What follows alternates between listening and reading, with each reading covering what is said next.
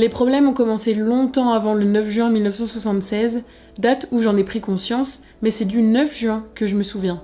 C'était mon anniversaire, le jour de mes 26 ans. Ce fut aussi le jour de ma première rencontre avec Rufus, le jour où il m'appela pour la première fois. Il est temps que je vous parle de la lecture que je viens de terminer, et c'est Liens de sang de Octavia Butler. Alors, j'attendais énormément de cette lecture. Je voulais découvrir Octavia Butler depuis très longtemps, et je pense que c'est la vidéo de l'Olifant qui m'avait vraiment hypée, parce qu'elle a une série sur les femmes dans la SFFF, je crois, et elle avait fait une vidéo sur Octavia Butler. Donc, Liens de sang, c'est le premier ouvrage que je lis de cette autrice qui est réputée vraiment dans le monde entier dans la SFFF. J'avais très envie de le lire parce que surtout c'était un livre qui avait l'air engagé, parce qu'on va y suivre Dana, qui est une jeune femme noire et qui va, par un concours de circonstances, se retrouver à voyager dans le passé et à retourner dans le passé à l'époque où ses ancêtres étaient encore esclaves. Donc elle va rencontrer ses ancêtres, parce qu'elle avait un peu quand même étudié son arbre généalogique, donc elle arrive un peu à reconnaître qui sont ces gens en face d'elle, aka ses ancêtres. Et c'était une très bonne lecture, mais je reste sur ma faim.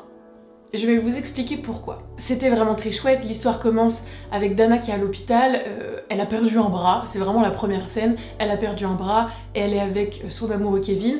On ne sait pas comment ça se passe, et ensuite c'est un saut dans le temps où elle va faire son premier espèce de voyage temporel qui lui arrive comme ça. Elle a des vertiges, elle a des nausées, d'un coup, elle sait pas ce qui lui arrive, elle est en train de ranger des livres parce que les deux sont écrivains, Dana et son petit ami Kevin, ils sont écrivains, ils rangent leur bibliothèque parce qu'ils viennent d'emménager, la meuf a un vertige, et puis elle se réveille et elle est en 1819. Et donc malheureusement, hein, à cette époque, il y avait encore dans le sud des États-Unis, la Californie, etc., l'esclavagisme, hein. Le sud a été beaucoup plus longtemps marqué par la ségrégation raciale que le nord des États-Unis, même si à cette époque tous les États-Unis étaient marqués, mais il y avait des États qui commençaient à être un peu plus accueillants sur les esclaves libres, genre New York, etc. Alors que le sud était encore bien hardos, bien hardcore quand t'étais noir et surtout esclave, hein, parce que c'était presque impossible de devenir libre. Et même si à un moment t'arrivais à obtenir ce fameux sésame, ce fameux Graal, ce papier qui disait que oui t'étais libre, on te le déchirait, c'était fini, tu savais pas lire, tu savais pas écrire, tu pouvais pas protester quoi. On te rachetait, on te remettait esclave, tu pouvais rien dire. C'est aussi la raison pour laquelle on n'apprenait pas aux esclaves à lire et à écrire, et qu'on n'aimait pas les esclaves qui étaient trop éduqués, parce que ils pouvaient écrire eux-mêmes, hein, leur laisser passer ou des choses comme ça, ce qui plaisait pas trop à leur maître, on va dire. Bref, donc Dana va se retrouver dans cette époque. On va suivre ses allers-retours entre son monde à elle et le monde d'avant, en sachant qu'elle ne sait jamais quand est-ce qu'elle va y retourner, combien de temps elle va y retourner, et que le temps ne s'écoule pas de la même manière dans ces deux endroits. Et c'était vraiment très sympa, parce qu'il y a beaucoup de choses que je vous dirai pas qui, quand même, donnent de la structure, donnent de la consistance au récit. Il y a forcément une réflexion hyper intéressante sur qu'est-ce que c'est être esclave, qu'est-ce que c'est être libre, les relations qu'il y avait entre les esclaves et les maîtres, même si ils les apprécient en tant qu'humains ou des choses comme ça, on va vite comprendre que il n'y a pas une considération de l'être humain en tant que tel, et que t'as beau l'apprécier, c'est ton ami, ok, bah c'est quand même une marchandise que tu peux acheter, que tu peux vendre. Il y a des scènes qui sont extrêmement violentes sur bah voilà, des esclaves forcément qui sont fouettés quand ils ont fait des bêtises, quand ils ont désobéi, quand ils se sont pas bien comportés, etc. Et Dana va se retrouver malgré elle confrontée à toute cette violence, et ce qui m'a beaucoup plu, bah, c'est forcément cette réflexion, cette confrontation entre celle qu'elle est en tant que personne de 1976, donc qui est éduquée, qui vit quand même dans une société où on accepte un peu mieux les noirs, même si il y a encore des micmacs, hein, on va dire, et cette Dana de l'époque qui va se retrouver malgré elle noire à une époque où les noirs sont des esclaves, et en fait elle va se retrouver perdue entre les deux mondes, elle va plus trop savoir qui elle est, ce qu'elle est, où est sa maison, enfin c'est vraiment très intéressant. Ce qui m'a juste, je pense, manqué dans ce récit, c'est que le voyage temporel, on a une sorte d'explication, vous allez découvrir, sur la raison d'être de ce voyage, et je me suis dit ok, je le comprends, machin, mais pour moi la finalité, elle est pas vraiment finale, dans le sens où si tu prends le raisonnement et que tu le pousses plus loin, rien n'est résolu. En fait, ça ne sert à rien ce que je vous dis d'une manière aussi abstraite. En théorie et en pratique, et si tu réfléchis bien dans la logique des choses, rien n'est garanti. Donc, il y a en fait le travers que je trouve à tous les voyages temporels, c'est que finalement, c'est presque impossible de pousser au bout du bout, vraiment le raisonnement, la logique, machin, parce que en fait c'est trop compliqué, il y a trop de conséquences, trop de choses à prendre en compte. Et c'est un travers finalement dont je tiens pas rigueur à l'autrice, mais qui m'a quand même un peu manqué.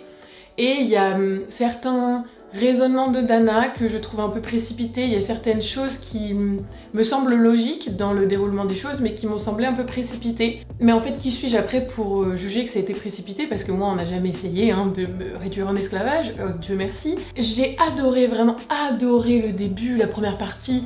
J'ai été tellement happée par le récit. Et petit à petit, je me disais, ok, où est-ce que ça nous mène? Et je sais pas, c'est tellement dur à expliquer, mais il m'a manqué un truc sur lequel j'ai un peu des difficultés à mettre des mots. Mais il m'a manqué un point final. Il m'a manqué une raison d'être. Il m'a manqué quelque chose. Parce que à la fin, je me suis dit, ok, mais qu'est-ce que ça a changé? J'ai l'impression que ça n'a pas changé grand-chose. C'est instructif d'un point de vue historique. On plonge vraiment dans le quotidien d'une ferme de coton et en plus on a cette subtilité qui est que les maîtres blancs qu'on va découvrir finalement sont amis, apprécient aussi leurs esclaves, mais ils sont tellement lobotomisés sur le fait que les noirs sont inférieurs, qu'ils sont leurs maîtres, que quand même c'est des marchandises ou des choses comme ça, qu'ils se rendent même pas compte. Ils se rendent même pas compte de ce qu'ils font.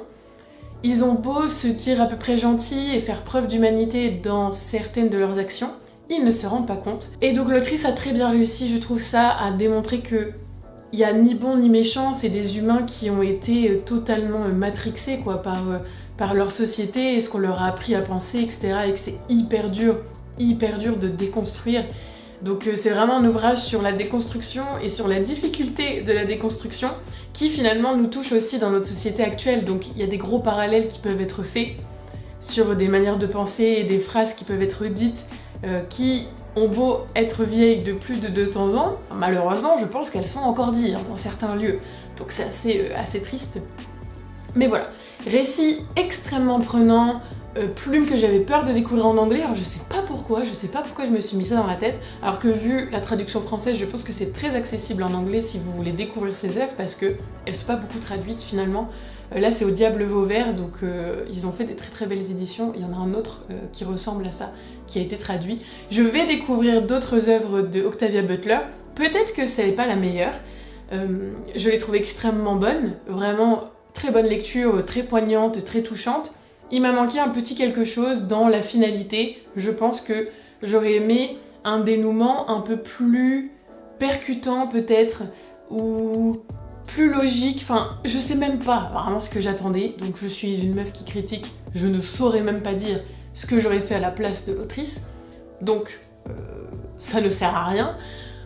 C'est un peu vide de sens, mais c'est mon ressenti. Mon ressenti c'est que la lecture était exceptionnellement bonne, jusqu'à ce que la fin me laisse un peu sur ma faim, sans mauvais jeu de mots.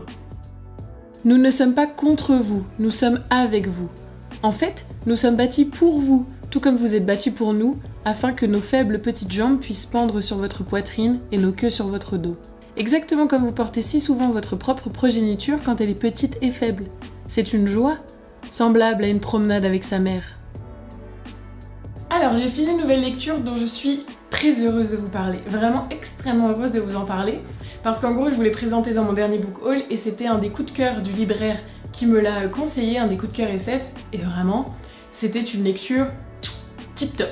Je vais vous parler de l'aventure de Carole Hensviller qui est publiée ici aux éditions Argile. C'est ma première découverte de la maison d'édition et vraiment si tous leurs ouvrages sont de cette qualité, nous sommes sur une maison d'édition de qualité.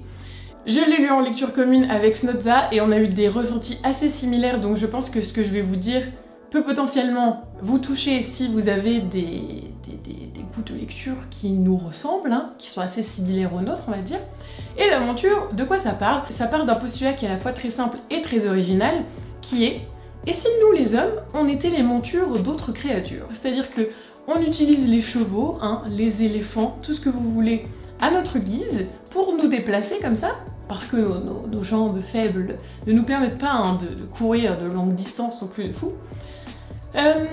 Et donc oui, qu'est-ce qui se passe si on est à la place de ces animaux? Eh bien c'est le postulat de départ, puisque on est dans un monde où les humains sont des sous et des sam, avec un grand S, donc c'est les prénoms, des sous et des sam, et sont les montures des Houts, H-O-O-T, les Houts qui sont des créatures extraterrestres qui sont arrivées sur Terre, on ne sait pas trop comment, et qui ont des grandes oreilles, un corps assez petit, des mains hyper puissantes, genre vraiment des mains d'une puissance les gars, vous imaginez pas, et qui par contre ont des jambes d'une faiblesse incommensurable, c'est-à-dire que les mecs ne peuvent pas marcher. Ils ont les jambes tellement faibles que c'est des petites baguettes comme ça, et qu'ils sont obligés de ramper. Donc évidemment, qu'est-ce qu'ils ont fait quand ils sont arrivés sur la Terre? Ils ont cherché des montures à monter pour se déplacer, plutôt que ramper. Ils sont tombés sur les hommes avec leurs jambes musculeuses et leur endurance du tonnerre, et ils se sont dit, bingo, nos montures. On va donc tout au long de cette histoire suivre Charlie, qui est une très jeune monture qui est super fière. Lui c'est un Seattle, les Seattle ça fait partie des races les plus fortes pour les concours, donc il est vraiment très musclé, il a les cheveux noirs, bon il a un nez apparemment qu'il faut un peu refaire parce qu'il est un peu long, etc. Mais il est vraiment très très beau. Et les Houts aiment la beauté, ils adorent la beauté des hommes, ils sont extrêmement admiratifs de la musculature des hommes, et donc Charlie est un Seattle et fait partie des lignées les plus renommées de Seattle, et donc il est amené à concourir, et surtout c'est une monture qui est entraînée et qui est destinée à petit maître destiné à régner sur tous, je sais plus son titre exact, mais en gros c'est le petit maître, le futur roi de tous les Houts. Donc dès le début, Charlie et petit maître vont s'entraîner ensemble, puisque la monture doit s'adapter à son cavalier et vice versa. Et puis vous vous en doutez bien hein, qu'à un moment, il y a des rebondissements qui font que cette espèce d'équilibre et ce système va être remis en cause, et ça va être très sympa de voir Charlie essayer de s'y retrouver avec tout ce qu'on lui a enseigné, et cet amour de vouloir bien faire, cet amour de vouloir concourir, cette envie d'être un Seattle bien comme il faut, et en même temps tout ce qu'on va lui mettre dans la tête qui vont lui faire comprendre que c'est pas forcément hyper normal d'être asservi par une autre créature. Et en gros ce qui est prodigieux avec ce livre, c'est que déjà, première chose, bah, évidemment ça nous remet en perspective la manière dont on se comporte avec nos propres animaux, même nos animaux domestiques, parce qu'on les prive d'une forme de liberté, et en gros il y a tellement de réflexions, je vous jure, dans ce livre, où on se les a tous dit à un moment par rapport à un animal, par rapport à un cheval aussi beaucoup, parce que forcément les chevaux c'est la monture à laquelle on pense en premier, mais même par rapport aux chiens, aux chats, aux animaux qu'on utilise pour le labeur. Bon maintenant il y a des tracteurs, donc on n'utilise plus des buffles, enfin plus trop en France en tout cas, mais il y a encore des pays où on le fait. On a quand même domestiqué beaucoup les animaux pour pallier nos propres faiblesses. Là où on n'était pas fort, on s'est dit on va utiliser la force des animaux, et on les a domestiqués, on les a asservis.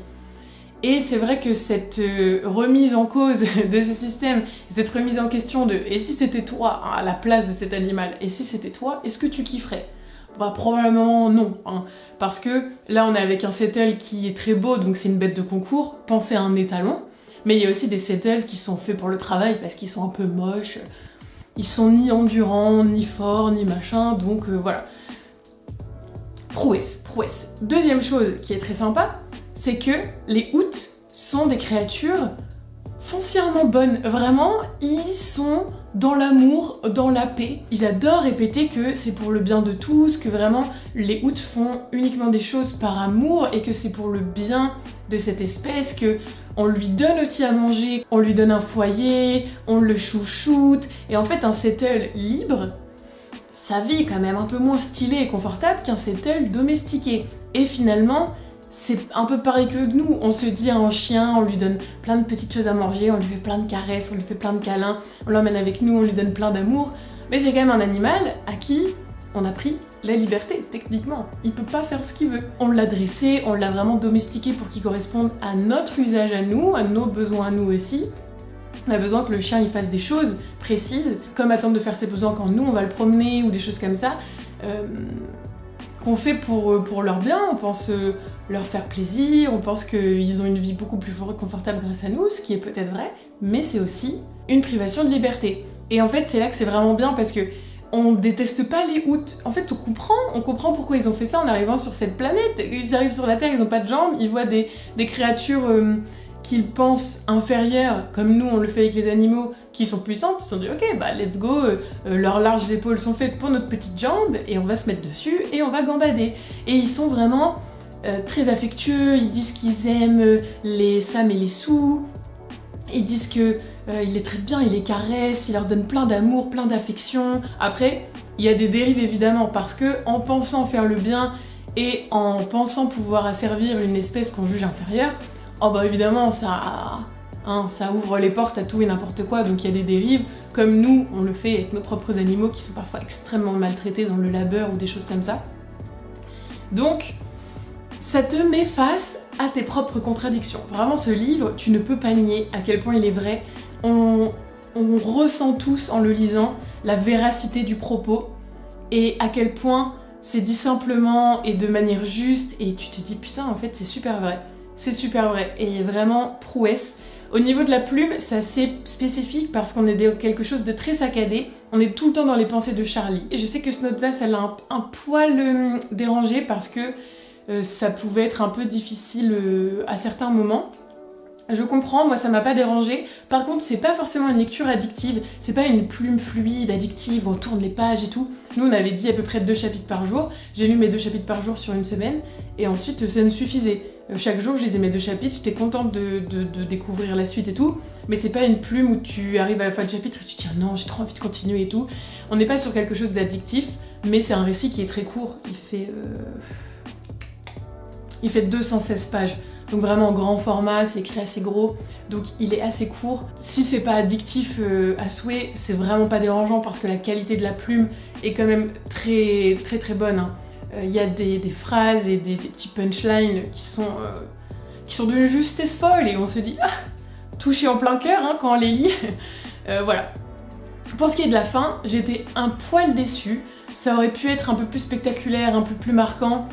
On a une fin qui finalement est assez en dents de scie, qui nous laisse un peu dans le flou et l'inconnu. Évidemment, il y a beaucoup de choses qui se passent, mais c'est un peu comme Lien de sang. J'aurais bien aimé quelque chose de plus concret, une vraie fin, une fin un peu plus consistante. J'aurais bien aimé plus de développement, j'aurais bien aimé quelque chose quand même d'un peu plus long. Vraiment, là, j'aurais pas râlé s'il y avait eu 70 pages de plus, qu'on montait à 300 pages, j'aurais été très contente. On parle aussi de certains points par rapport à l'évolution de chaque civilisation, que ce soit les Houths ou les humains, comment ils ont évolué avant de se rencontrer, etc.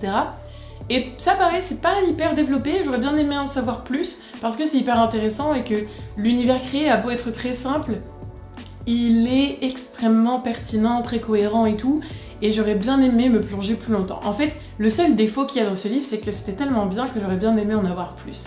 Et que j'en ai pas eu assez, que je suis pas rassasiée, mais c'est un défaut qu'on pardonne très facilement. Tu vas te calmer, oui, résonnait la voix de l'homme. Tu vas te calmer, oui. Elle émit un son. Ça aurait pu être oui, ça aurait pu être non, qu'importe. On lui retira brusquement la couverture de la tête et elle aspira l'air avidement. Comprenant qu'il ne s'agissait pas là d'un poste de police, elle se mit à crier, terrorisée, jusqu'à ce qu'une femme en uniforme surgisse de l'obscurité et la gifle. Autre lecture que j'ai finie pendant une semaine de semi-vacances, parce que j'ai un peu travaillé quand même, que j'ai faite avec mon père, j'avais pris la monture, et le deuxième livre, qui n'a rien à voir, que j'avais pris avec moi, c'est La salle de bal de Hannah Hope, dont j'avais moult fois entendu parler, notamment parce que j'avais lu Le bal des folles de Victoria Mass, je crois que c'est ça, que j'avais bien aimé, mais que j'avais trouvé un peu inabouti sur certains points. Et tout le monde, vraiment tout le monde en commentaire m'avait dit « Lis La salle de bal ». Spoiler alerte, je confirme, c'est exceptionnellement bien. J'ai vraiment été séduite par la plume de Hannah Hope. Alors j'ai déjà mis ses autres livres dans sa wishlist parce que je suis en mode « Ok, cette femme écrit extrêmement bien ». Le sujet abordé, la manière dont c'est abordé, la poésie et les petites parties lyriques qu'il y a dans la plume, vraiment j'ai trouvé ça exceptionnel. On est donc sur une histoire qui en soi ressemble un peu au bal des folles, dans le sens où on va parler d'un asile et notamment d'une jeune femme qui s'appelle Ella, qui va être envoyée dans cet asile. On est dans le Yorkshire en 1911. Et pourquoi elle est là, est envoyée dans un asile? Tout simplement parce qu'elle travaillait dans une fabrique de tissus et à un moment, elle étouffe dans cette usine où on la fait travailler comme vraiment un animal, on l'exploite, etc. Et à un moment, elle va un peu vriller, elle va péter un câble, elle va casser une vitre. Ce qui est plutôt logique, hein, vu les circonstances et la vie en fait qu'elle avait à cette époque. En fait, juste, elle pète un câble. Elle est enfermée toute la journée, on la traite comme une crotte et elle va vriller. Sauf que, évidemment, à cette époque, quand une femme vrille, on se dit pas que elle est peut-être mise sous tension. Non, on va se dire, c'est une cinglée, on va l'emmener dans un asile en fait. Donc Ella va se retrouver dans cet asile alors qu'elle sait qu'elle n'est pas folle. Elle va évidemment faire la rencontre de plein de personnes qui, elles, sont quand même plus ou moins folles, ça dépend, mais c'est très sympa parce qu'on va croiser plein de personnalités différentes. Et en gros, le roman est découpé en 3 points de vue. Donc on a le premier point de vue, c'est Ella. Le deuxième point de vue, c'est John. John qui est un Irlandais qui est aussi interné, mais en gros les femmes et les hommes sont séparés. L'asile est immense et autosuffisant. Ils ont leur propre élevage de vaches, ils ont leur propre production de lait, ils ont leur propre boucherie, enfin ils vivent un peu en autarcie. Et John lui fait partie des hommes internés.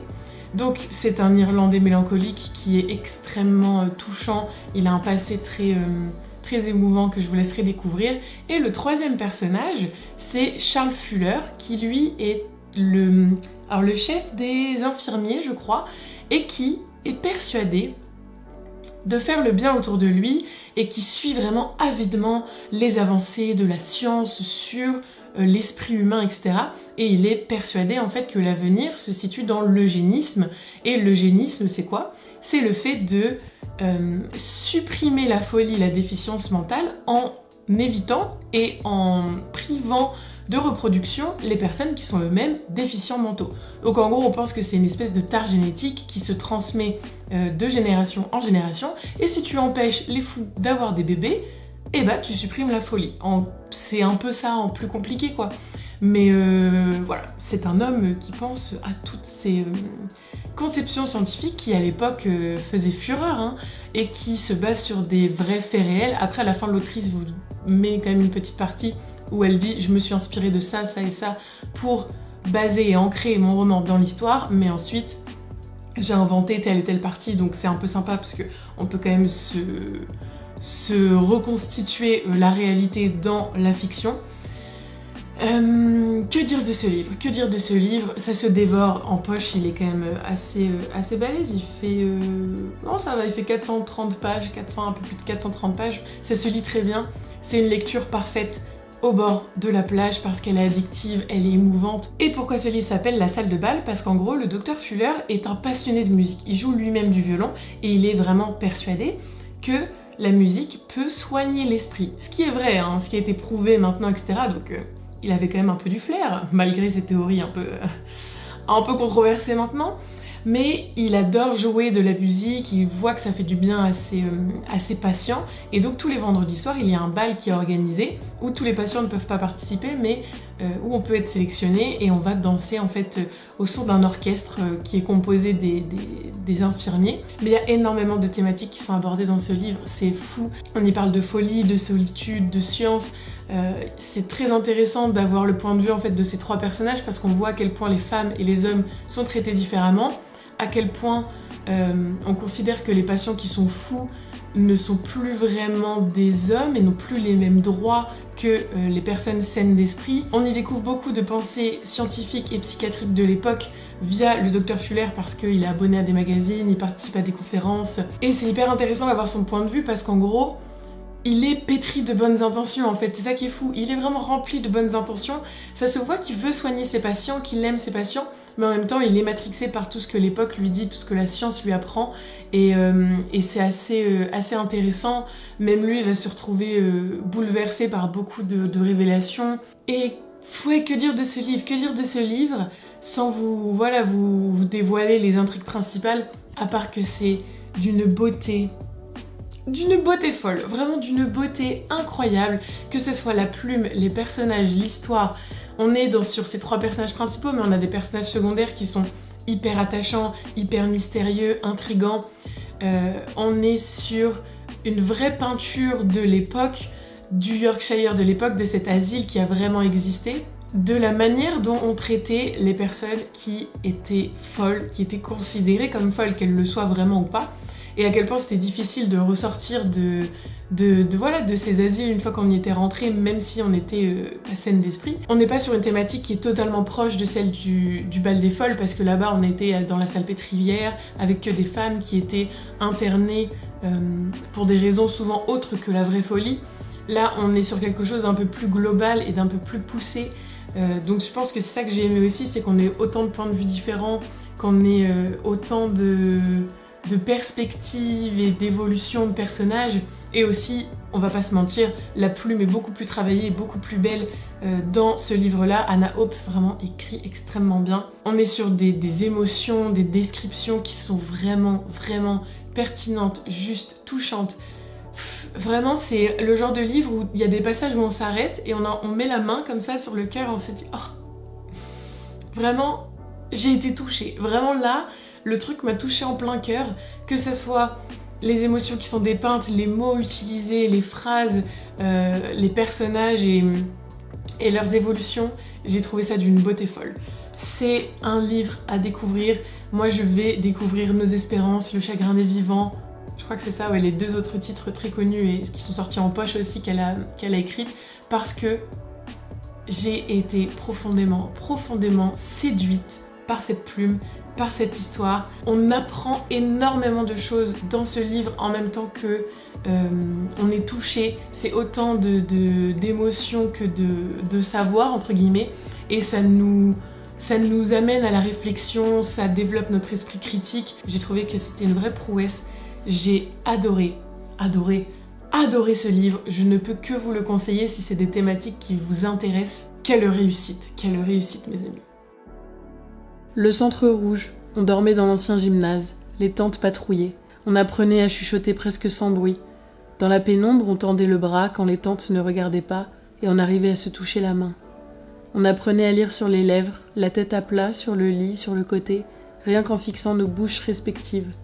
C'est ainsi qu'on échangeait nos noms, d'un lit à l'autre. Alma, Janine, Dolores, Moira, June. J'ai terminé un roman graphique que vous allez voir passer dans mon prochain book haul parce que aussitôt acheté, aussitôt lu, c'est souvent ce que je fais avec les graphiques, on adore. C'est La Servante écarlate qui l'a fait, de René Naute, qui est publié chez Robert Laffont. Et je suis tombée totalement par hasard sur ce livre alors que j'étais chez Leclerc, donc c'était dans le rayon de Leclerc. Je feuilletais un peu les romans graphiques et je tombe sur ça. Je me dis, ok, les dessins sont incroyables, j'adore les dessins. Attendez, je vous montre un peu.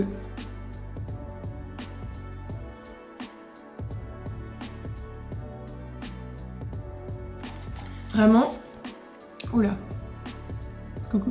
Vraiment, je trouve ça magnifique. J'adore les dessins, ce bleu, ce rouge, ces couleurs qui sont en même temps hyper contrastées et très pastel. On dirait que c'est fait à l'aquarelle. Enfin, je trouve que c'est un ouvrage magnifique. Et après l'avoir lu, c'est une très bonne adaptation du roman de Margaret Atwood, La Servante écarlate du même nom, que j'ai lu aussi. C'est extrêmement fidèle, je trouve, au niveau de l'ambiance, au niveau des textes de tous les cas. Bon, ça fait longtemps que j'ai lu La Servante écarlate, mais je pense que dans tout ce qui est partie narration, ils reprennent les textes et l'écrit même, les mots justes du roman de Margaret Atwood. Je suis pas allée vérifier, mais je pense que c'est ça. Donc l'ambiance est très réussie, les dessins sont magnifiques. Pour ceux qui ne connaîtraient pas encore La Servante écarlate, c'est donc l'histoire de Galéade, qui est une république en fait indépendante, qui s'est séparée du reste des États-Unis ou du Canada, je sais plus quel pays, je crois que c'est les États-Unis, où en gros ce sont des extrémistes religieux qui ont pris le pouvoir et les femmes n'ont plus de droits. On est sur un monde un peu futuriste dans le sens où il y a eu tellement de pollution, tellement de déchets toxiques, etc. que les femmes ont du mal à enfanter ou donnent naissance à des bébés difformes et que le peu de femmes qui sont encore capables d'enfanter des enfants sains vont devenir des servantes écarlates. On suit notre personnage principal, donc qui est de Fred, qui est une servante écarlate puisqu'elle a eu un enfant avant, et elles vont devenir en fait pas vraiment des esclaves sexuelles mais des esclaves maternelles dans le sens où elles doivent enfanter pour leur commandant et pour leur épouse. Et une fois que le bébé est né, on le reprend et ce n'est plus à elle, c'est vraiment des esclaves maternelles. Et donc on va découvrir Defred, qui est une servante. À travers ses yeux, on va en découvrir plus sur la société, ce qu'elle ressent en tant que personne, parce qu'elle a eu une vie avant, elle avait un mari, elle avait une petite fille, on l'a privée de tout ça, elle est maintenant privée de tout droit. Même si on la valorise et qu'on dit qu'elle a de la chance parce que on l'a libérée. Avant elles étaient libres, maintenant elles sont libérées parce qu'elles devaient répondre à tellement de dictates au niveau du corps de la femme, etc. que maintenant elles ne sont plus obligées de répondre à tout ça, elles font ce qu'il y a de plus beau au monde, elles enfantent, blablabla. On essaye vraiment de leur laver le cerveau.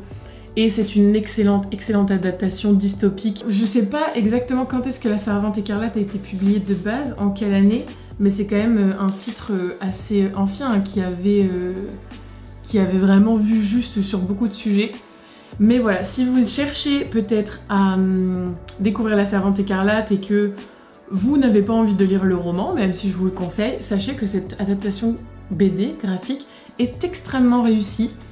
C'est très juste, très poignant, les dessins sont magnifiques, on a des retours dans le passé exactement comme dans le livre, où on en découvre comment était la vie d'avant, comment on en est arrivé là, et c'est très sympa de voir à quel point les dérives peuvent arriver beaucoup plus vite qu'on ne le pense, et que parfois en étant dépendant de la société par rapport à beaucoup de sujets, c'est aussi très facile de nous priver de notre liberté. Il y a beaucoup de réflexions sur le corps de la femme, qu'est-ce que c'est être libre, autour de la maternité, de l'avortement aussi forcément, pas mal de conceptions aussi autour de la religion et de ses dérives. Et c'est une histoire incroyable que je vous conseille de découvrir sous n'importe quelle forme, hein, que ce soit le roman graphique, la série qui est extrêmement bien. Ce livre, cette histoire est juste et vise en plein cœur sur pas mal de thématiques. Et en plus, les gars, avec ce qui se passe aux États-Unis et le fait que les États sont en train d'enlever le droit à l'avortement aux femmes, même si elles se font violer, même si c'est médicalement nécessaire, vraiment c'est d'une aberration folle. Bref, avec tout ce qui se passe en ce moment, s'il y a bien un livre qu'il est nécessaire de lire, s'il y a bien une histoire qu'il est nécessaire de relire, de faire lire, dont il faut parler, c'est bien celle-là, parce qu'on est tout pile dans le droit des femmes à disposer de leur corps, le droit à avorter, le droit à avoir des bébés, le droit d'être mère, de ne pas l'être. C'est vraiment hyper actuel et en fait malheureusement c'est vraiment hyper actuel. C'en est tout pour cette update lecture, j'espère qu'il vous aura fait faire de belles découvertes. N'hésitez pas à me dire si ces livres vous tentent, si vous les avez déjà lus, si vous avez d'autres recommandations par rapport à ce que j'ai pu vous dire dans ce que j'aimais, ce que j'aimais pas. Je vous souhaite d'excellentes lectures en attendant la prochaine vidéo, je vous fais plein de bisous et je vous dis à la prochaine.